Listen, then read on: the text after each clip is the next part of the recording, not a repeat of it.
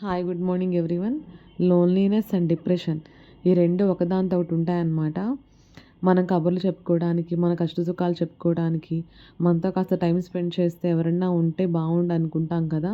మన personal issues share చేసుకోవడానికి అలాంటివన్నిటికీ అలా ఎవరూ లేరా అనిపించినప్పుడు మాత్రమే మనకు లోన్లీగా ఫీల్ అయ్యి డిప్రెషన్లోకి వెళ్తాము. అలాంటి వాటిని ఎలా ఓవర్కమ్ చేయాలి అని అనుకున్నా కూడా అవి చెప్పలేమన్నమాట. వాటికి ఎన్ని దారులు ఉండొచ్చు. కానీ అవన్నీ మనకి సూట్ అవ్వకపోవచ్చు. పిల్లలతో కొంత టైం స్పెండ్ చేసినా, ఇంట్లో మిగతా పనులన్నీ చేసుకున్నా, రాత్రి నిద్రపోయే టైంకి ఇవన్నీ గుర్తొచ్చి నేను ఒంటరిగానే ఉన్నానా అని అనిపిస్తదనమాట. ఒక్కొక్కసారి నేను కూడా అలాగే అనుకోని ఫీల్ అవుతాము. అందుకని ఫోన్‌లో చూస్తూ టీవీ చూసినా పర్వాలేదు.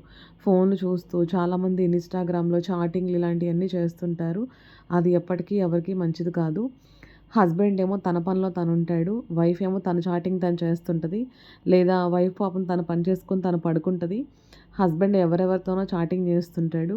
ఇలాంటివన్నీ మనం ఈ మధ్య కాలంలో నేను చాలా వింటున్నాననమాట. మనకు తెలిసిన వాళ్ళు కూడా ఇన్‌స్టాలో ఉన్నవాళ్ళు ఎవరైనా ఫ్రెండ్ రిక్వెస్ట్ యాక్సెప్ట్ చేస్తే వాళ్ళు గుడ్ మార్నింగ్, గుడ్ ఈవెనింగ్ అంతవరకి బావుంది. బ్రేక్‌ఫాస్ట్ చేశారా? లంచ్ అయిందా? అంతవరకి బావుంది. పర్సనల్ ఇష్యూస్‌లో కూడా ఇన్వాల్వ్ అయ్యేంత ఎవ్వరికీ ఇవ్వద్దు అవకాశం. ఎందుకంటే వైఫ్ అండ్ హస్బెండ్‌లో వాళ్ళిద్దరి మధ్యన మూడో మనిషి రాకపోవడం మన బిహేవియర్‌ని బట్టే ఉంటుంది. మ్యారేజ్ లైఫ్ డిస్టర్బ్ అవ్వకుండా ఉండాలంటే మూడో తెలియని వ్యక్తిని ఎవరిని మన లైఫ్‌లోకి తీసుకురావద్దు.